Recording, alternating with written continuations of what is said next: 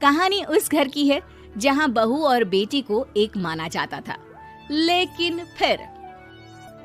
अरे शिखा बेटा, तू रसोई में क्यों घुसी रहती है? जा, रोटी मैं बना लूंगी। नहीं नहीं माँ जी, आप बैठिए, बस सारा खाना बन ही गया है। श्वेता को बोल देती हूँ, वो खाना लगा देगी सबका। सॉरी भाभी, मेरे पास वक्त नहीं है। माँ, मुझे पैसे देना, पार्लर जाना है। हाँ हाँ चली जाना, भाभी को भी ले जाना। वो भी जाने को बोल रही थी पार्लर, पर पहले ना मदद कर दे उसके खाना लगाने में। देख माँ, वो बहू है, उसे बहू रहने देना, इतना सर पर मत चढ़ा भाभी को। श्वेता, ज्यादा मत बोला कर। बहू और बेटी में कोई फर्क नहीं होता है। जा जाकर काम कर। ननद को माँ का भाभी से इस तरह प्यार करना बिल्कुल अच्छा नहीं लगता। वो बार बार किसी न किसी तरह माँ को भाभी के खिलाफ भड़काती रहती, लेकिन कोई फायदा ना होता। एक रोज, अरे बेटे किशन, जा बहू को कहीं घुमा कर ला, सारा दिन घर में काम करती रहती है। हाँ हाँ माँ, हम लोग जा रहे हैं ना गोवा। अच्छा जी, भाभी ने तो हमें बताया भी नहीं। वैसे तो सारी पंचायत करती है, ये गोवा वाली बात क्यों छुपा गई हमसे? अरे क्योंकि उसे खुद नहीं पता था बहन। मुझे टिकट सस्ती मिल रही थी तो मैंने बुक कर दिया। हाँ शिखा, पैकिंग कर ले, संडे हम जा रहे हैं गोवा।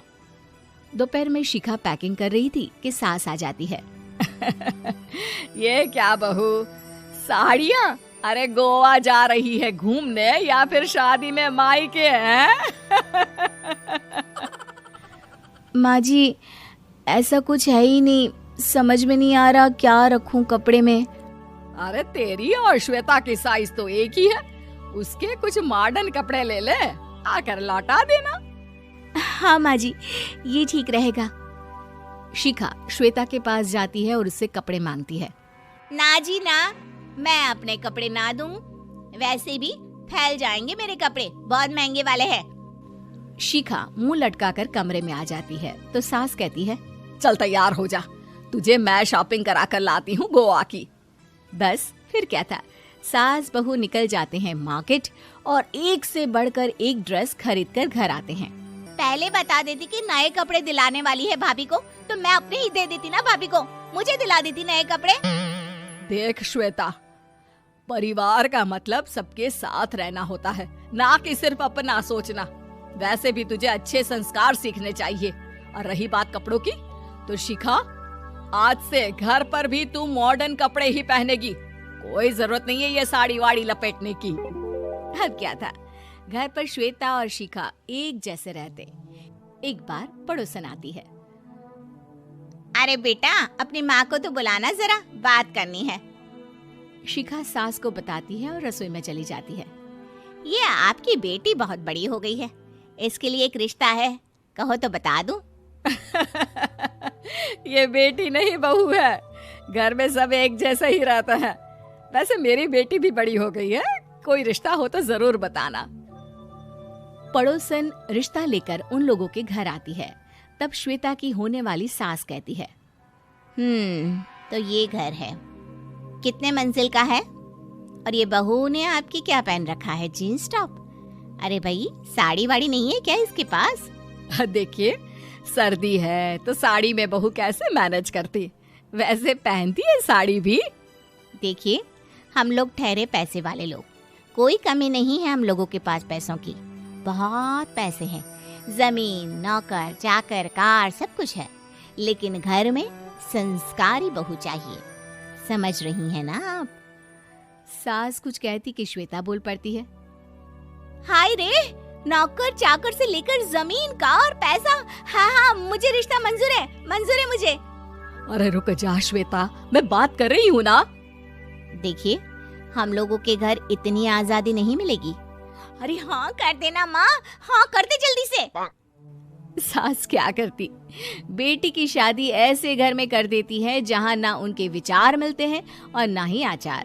शादी के बाद एक रोज फोन पर, श्वेता बेटा, एक बार घर आ जा, बहुत दिल करता है तुझे देखने का। माँ, वो घर पर बहुत काम होता है, कैसे आऊँ? बड़ा घर है, लेकिन आने जाने वालों की लाइन ही लगी रहती है। बेटा, मैं तो जानती थी उस घर का हाल, लेकिन तू ही नहीं मान रही थी। माँ देख, हर घर का यही हाल है। तेरी बेटी को यहाँ घूंघट हटाने की परमिशन नहीं है और एक तरफ भाभी स्कर्ट पहनकर घूम रही है।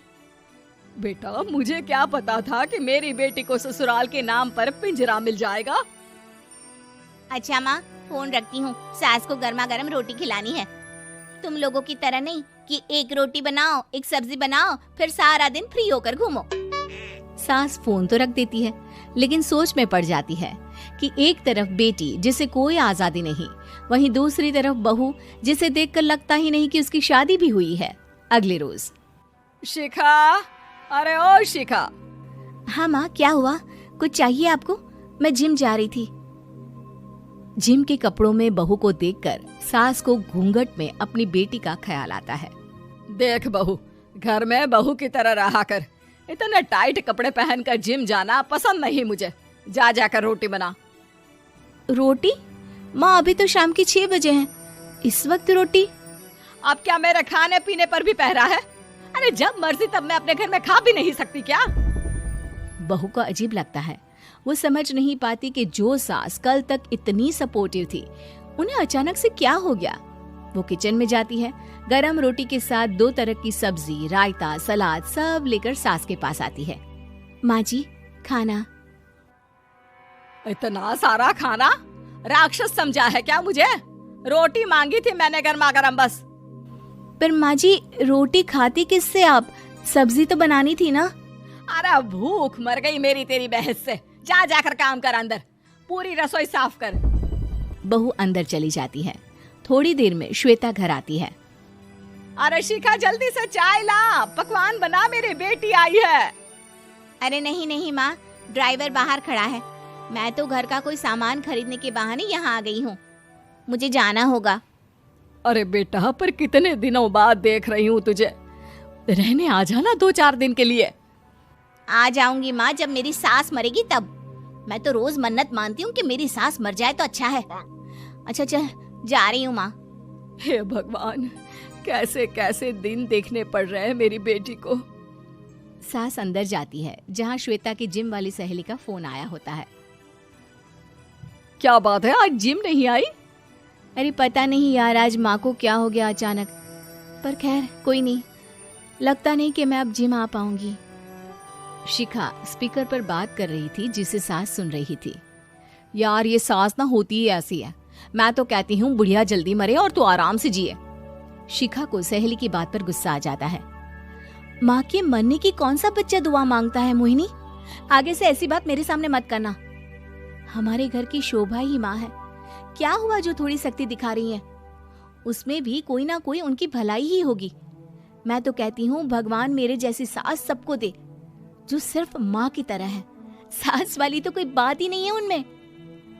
सास ये बात सुन रही थी। उनकी आंख में आंसू आ जाते हैं कि क्यों वो बेटी की किस्मत में बहू को भी भागीदार बना रही थी। शिखा, अरे ओ शिखा, क्या हो गया? जिम नहीं जाना क्या?